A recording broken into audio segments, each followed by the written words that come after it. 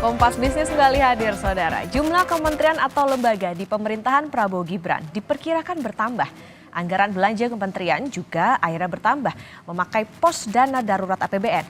Bagaimana kekuatan fiskal Indonesia mengakomodir keinginan pemerintah baru ini? Kompas Bisnis sudah bersama dengan Direktur Eksekutif Selyos Bima Yudhistira. Selamat pagi, Mas Bima. Selamat pagi. Ya, Mas Bima, bisa dilihat apakah utak-atik anggaran ini sebetulnya sudah cukup menggambarkan program populis Prabowo, mengingat dana yang dipakai ini justru hasil penghematan anggaran lain atau pos darurat. Seperti apa, Mas Bima? Ini justru menunjukkan sebaliknya, menunjukkan bahwa sampai-sampai menggunakan dana cadangan yang peruntukannya sebenarnya untuk emergensi ketika terjadi bencana, sekolah itu butuh renovasi, sekolah itu kemudian butuh tunjangan-tunjangan yang spesifik misalnya sebagai antisipasi dari bencana. Seperti yang terjadi pada waktu pandemi 2020 kan ada kuota internet, ada tunjangan lebih untuk guru. Itu sebenarnya digunakan hanya pada saat terjadinya bencana. Nah, ini justru menunjukkan kalau ada program baru tapi mengambil dana dari cadangan, terutama cadangan pendidikan yang paling banyak diambil, itu menunjukkan bahwa ruang fiskal space itu semakin terbatas sampai sampai mengambil dari dana cadangan. Kenapa tidak mengambil dari penghematan atau efisiensi belanja pegawai atau belanja barang, belanja yang sifatnya adalah birokrasi yang 850 triliun itu kita spend atau kita habiskan setiap tahunnya, itu kan besar sekali. Jadi ada hal yang tidak kreatif di sini terlihat sampai mengutak-atik dana cadangan. Dan ini kan juga punya resiko. Indonesia itu dari Januari sampai September 2024 sudah terjadi 1.300 bencana alam. Jadi artinya dana cadangan ini harusnya terus dipupuk, terus dibesarkan, bukan kemudian diambil untuk program quick wins. Nah, selain itu juga ini menunjukkan apa? Menunjukkan bahwa uh, selama ini postur dari APBN sebenarnya sudah menyediakan pada waktu RAPBN 2025 disampaikan oleh Pak Presiden, itu sebenarnya sudah menyediakan ruang untuk belanjanya Pak Prabowo ke depan, yaitu dalam postur belanja lainnya. Belanja lainnya itu 23% dari total APBN, udah 600 triliun sendiri untuk belanja lainnya. Nah, kita juga mempertanyakan saat itu, ini kan sudah ada belanja lainnya. Belanja lain itu tidak didefinisikan saat ini, tapi begitu programnya berjalan, baru ada laporan pertanggungjawabannya. Dan itu 600 triliun sekali lagi. Apakah uang sebesar itu tidak cukup membiayai quick win sampai mengambil dari dana cadangan, terutama dari cadangan pendidikan? Nah, ini yang kemudian agak melihat ada kekhawatiran, berarti anggaran quick win ini bisa jadi lebih besar daripada yang direncanakan di awal. Nah, dan penambahan nomenklatur menjadi 44 kementerian lembaga, itu rencananya itu juga memakan belanja yang lebih besar lagi. Di saat yang sama, ada belanja bunga utang yang harus dibayar 550 triliun. Ada utang jatuh temponya 800 triliun tahun depan. Artinya memang kita sedang tidak berada dalam kondisi yang baik-baik saja untuk APBN, tapi kalau diambilnya untuk program baru itu dari dana cadangan, saya pikir ini harus dievaluasi. Meskipun waktunya memang sudah sangat terlambat, tapi ada ruang APBN perubahan untuk melakukan evaluasi agar dana cadangan, pendidikan, kesehatan itu jangan diutak-atik. Karena tahun depan juga tantangan selain dari bencana alam, tantangan ekonomi, tantangan penurunan kinerja dari ekspor, penurunan harga komoditas, itu bisa jadi dana cadangan yang diposkan itu tidak mencukupi untuk dikeluarkan tahun depan. Oke, artinya kalau diambil dari dana cadangan yang tadi ya misalnya dari bencana pendidikan ini justru dipertanyakan atau tidak tepat karena yang dipertanyakan juga adalah artinya dengan program quick win yang segitu banyak bisa jadi tidak realistis gitu dengan nantinya gimana anggaran kita. Nah, Mas Bima, dana darurat yang seharusnya jadi bantahan ini kan justru mengecil artinya ya. Jika ada gejolak ekonomi ataupun juga bencana alam, konsekuensinya apa sih bagi fiskal, masih cukup sehat nggak sih berangkas keuangan kita? Ya, ini kemudian tergantung dari yang namanya bencana itu apakah bencana ekonominya terjadi shock, resesi global, terjadi tekanan ekonomi di Amerika Serikat, ekonomi China misalnya masuk dalam tahap pertumbuhan yang sangat rendah, sehingga mengancam kinerja ekspor maupun impor bahan baku nantinya kan kepada pendapatan negara dari pajak dan dari PNBP. Nah, dalam kondisi-kondisi yang unpredictable, yang tidak bisa diprediksi ke depan, maka perlu sekali adanya dana cadangan yang jauh lebih besar, sehingga fungsi-fungsi utama dari belanja yang sudah diprogramkan, kemudian juga fungsi kesehatan, pendidikan, itu tetap berjalan secara normal, meskipun terjadi banyak sekali tantangan dan termasuk juga bencana ekonomi, bencana alam juga. Jadi artinya apa? Artinya tahun depan ini adalah tahun yang penuh dengan tantangan dan resiko. Karena situasinya penuh tantangan dan resiko, maka cadangan itu harusnya diperbesar. Nah, jadi ini yang menimbulkan pertanyaan kan sepertinya sense of risk-nya, sense of crisis-nya itu tidak muncul di dalam APBN 2025 ke depan.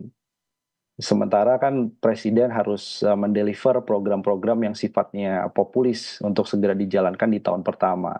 Nah, dari awal kan banyak sekali yang memberikan masukan. Silakan saja makan bergizi gratis, silakan saja mau bikin lumbung pangan dan lain-lain. Tapi untuk tahun pertama, karena situasi ke depan ini sulit sekali untuk diperkirakan, maka harus ada rasionalisasi dari segi berapa alokasi belanja yang ditetapkan tahun pertama. Yang penting kan programnya jalan dulu.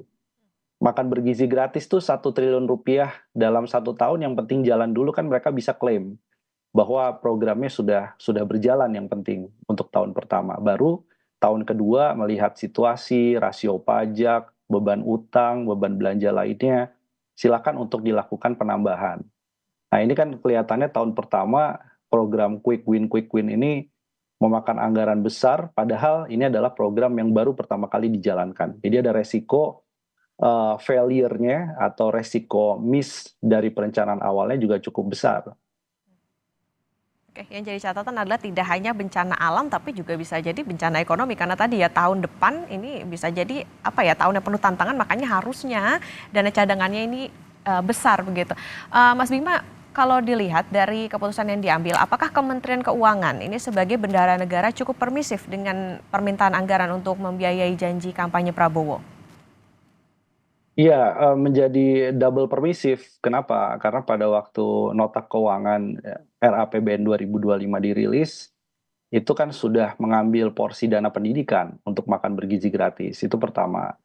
Kedua, anggaran untuk belanja lain-lain yang tadi tidak didefinisikan 600 triliun. Itu besar sekali tuh untuk 1 tahun anggaran.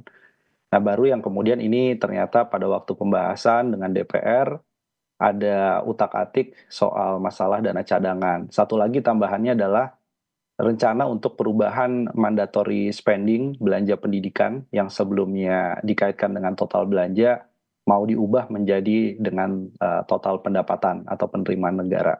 Jadi ada 4 hal yang kita lihat dari soal belanja ini. Menteri Keuangan di akhir jabatannya lebih politis dibandingkan seorang teknokrat. Itu yang terlihat dalam beberapa analisisnya dan juga pernyataan di berbagai media.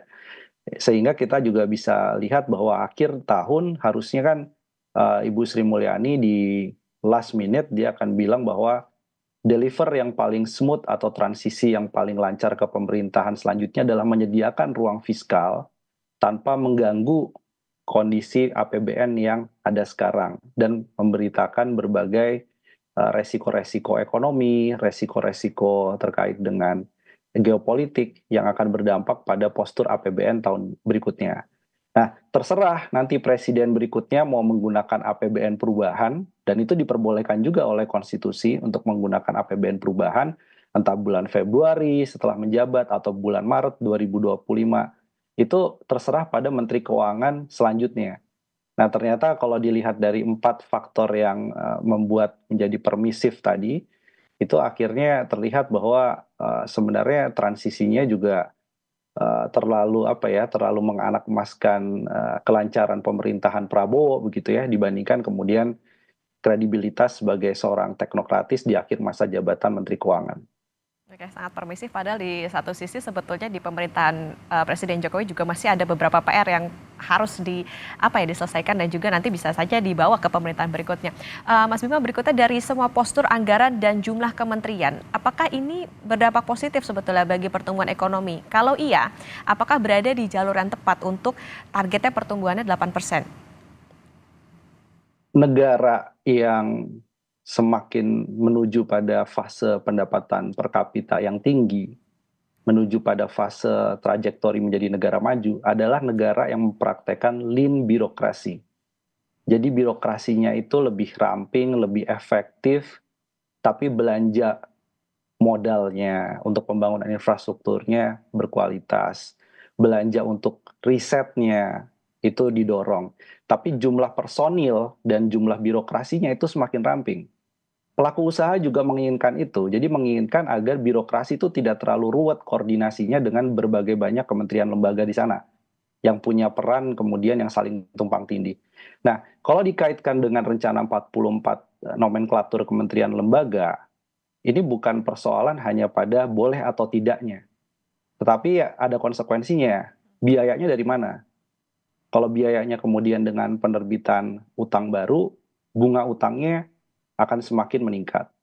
Kemudian yang kedua adalah terkait dengan efektivitas pekerjaan. Apakah misalnya program pangan terkait dengan makan bergizi, kemudian terkait lumbung pangan, food estate, apakah tidak bisa dicantolkan kepada kementerian lembaga yang sudah existing tanpa membentuk kementerian baru?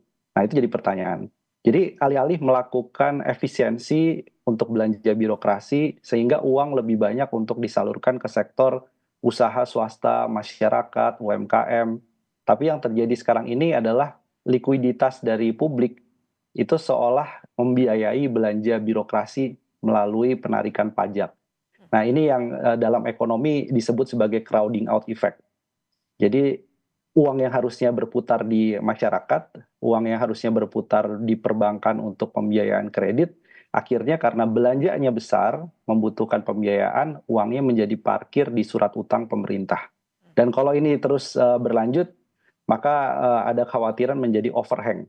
Overhang itu adalah utang bukan lagi menjadi leverage atau pengungkit pertumbuhan ekonomi, tapi justru menjadi beban dia bagi perekonomian. Karena uangnya banyak ditumpuk di pemerintahan dibandingkan untuk menjalankan stimulus ke sektor dunia usaha. Oke, artinya dengan dana yang terbatas ini harusnya jangan muluk-muluk juga nih soal kementerian lembaganya bisa lebih efisien dan jangan sampai mubazir sampai ditambah segitu banyak. Oke, Mas Bima terakhir singkat saja Mas Bima, bagaimana dengan target penerimaan negara yang tidak berubah signifikan? Apakah bisa disimpulkan pemerintah pesimistis mendapat sumber penerimaan baru? Ya, jadi kalau targetnya kemudian hampir sama atau tidak mengalami perubahan signifikan, itu berarti memang tantangan dari sisi rasio pajak tahun depan ini cukup challenging, cukup menantang. Terutama yang berasal dari penerimaan sumber daya alam. Harga nikel, meskipun sudah terjadi masifnya hilirisasi, tapi harga nikel di pasar internasional pun juga sangat rendah hari ini. Selain itu juga harga CPO, kemudian batu bara belum bisa terlalu menopang dari sisi penerimaan negara. Artinya memang rasio pajak ini harus hati-hati. Begitu rasio pajaknya dicari dengan menyasar kelas menengah, efeknya nanti kepada konsumsi rumah tangga, kepada ekspansi dari dunia usaha juga, industri yang sedikit melemah tahun depan. Jadi dengan target yang ada sekarang pun juga pemerintah harus ekstra hati-hati dalam melakukan kebijakan perpajakan. Jadi harus menyasar basis pajak baru, jangan menyasar kelas menengah, karena bebannya sudah terlalu banyak.